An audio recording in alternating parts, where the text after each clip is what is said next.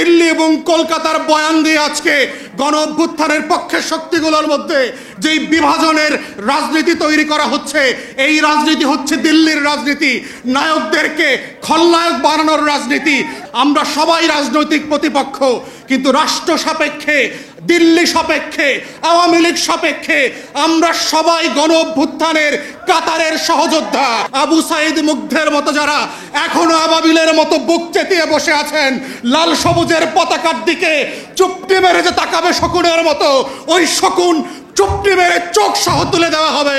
শত শত বছর ধরে কারা কারা এখানে শত্রু আকারে হাজির হয়েছিল, কারা এই মাটিতে নবাবী আমলে সেই স্বাধীন সুলতানকে পরাজিত করবার জন্য ব্রিটিশ বেনিয়াদের সাথে হাত মিলিয়েছে, কারা এই সময়কার ঘসিটি বেগম, কারা এই সময়কার মির্জাফর, কারা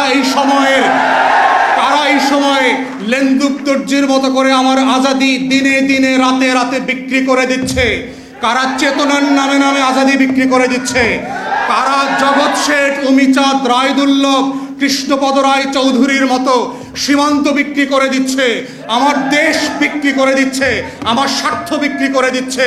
তারা রাজনৈতিক দলের মধ্য থেকে আছে, তারা আমলাতন্ত্রের মধ্যে আছে, তারা সশস্ত্র বাহিনীর মধ্যে আছে, তারা আমার প্রত্যেকটা রাষ্ট্রের পরতে পরতে এই লেন্দুক দর্জি আর মির্জাফরদেরকে চেনা হচ্ছে আর গত বছরের গণ অভ্যুত্থানকে বাঁচিয়ে রাখার প্রধানতম শর্ত।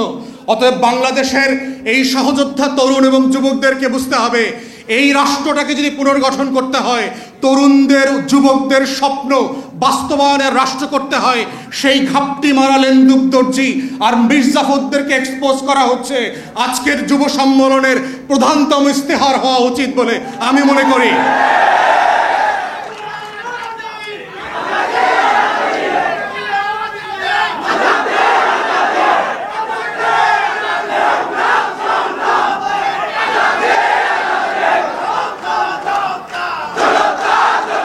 এবং এই শত্রু চিহ্নিত করবার জায়গাতে আমরা বারবার যেটা দেখতে পেয়েছি, গণ অভ্যুত্থানের পক্ষের শক্তিরা যারা কাঁধে কাঁধ মিলিয়ে, পাশে পাশ মিলিয়ে স্নাইপারের গুলের মুখে একসাথে শাহাদাত বরণ করেছে, সেই একই রক্তের রঙিন হওয়া মানুষগুলো আজকে ভিন্ন ভিন্ন বক্তব্য দিয়ে একজন আরেকজনকে শত্রুপক্ষ তৈরি করছে।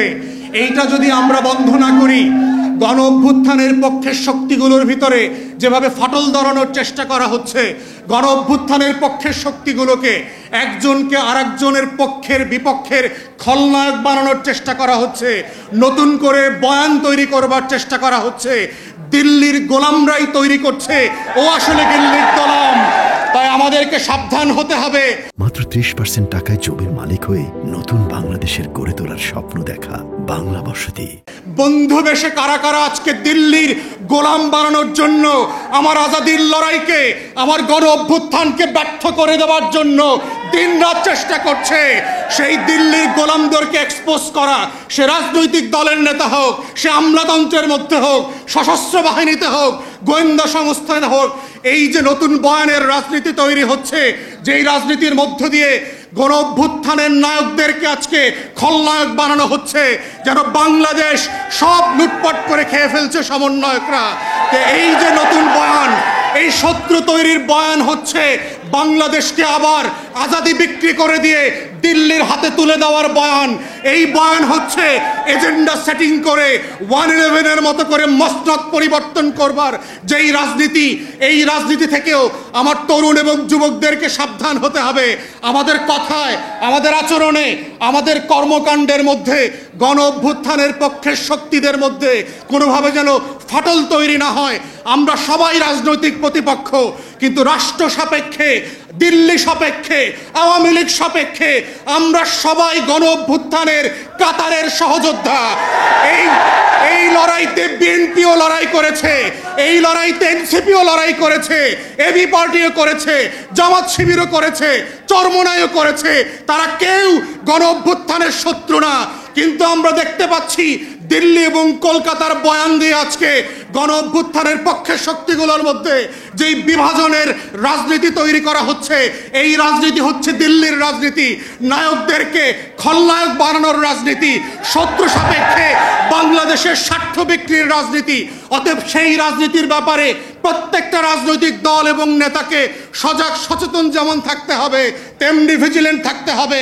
এই গণ অভ্যুত্থানের আপনারা যারা সম্মুখ সারির সহযোদ্ধা ছিলেন, পাশে পাশে বসে, প্রান্তে প্রান্তে বসে যারা লড়াই করেছেন, আবু সাইদ মুগ্ধের মতো যারা এখনো আবাবিলের মতো বুক চেতিয়ে বসে আছেন, লাল সবুজের পতাকার দিকে চুপটি মেরে যে তাকাবে শকুনের মতো, ওই শকুন চুপটি মেরে চোখ সহ তুলে দেওয়া হবে। সার্বভৌমত্বের প্রশ্নে, স্বাধীনতার প্রশ্নে, আজাদির প্রশ্নে কোনো কম্প্রোমাইজ হবে না। এটাই হচ্ছে আগামী দিনের নতুন বাংলাদেশের একমাত্র বয়ান, এবং সেই বয়ানের নেতৃত্বে এনসিপি থেকে শুরু করে জাতীয় যুব শক্তি নেতৃত্ব দেবে। আমরা সে একসাথে কাঁধে কাঁধ মিলিয়ে বাংলাদেশ দুই গড়বার রাজনীতি করব, রাষ্ট্র বিনির্মাণ করব, জাতি বিনির্মাণ করব, সে আশাবাদ ব্যক্ত করে আমার বক্তব্য এখানেই শেষ করছি।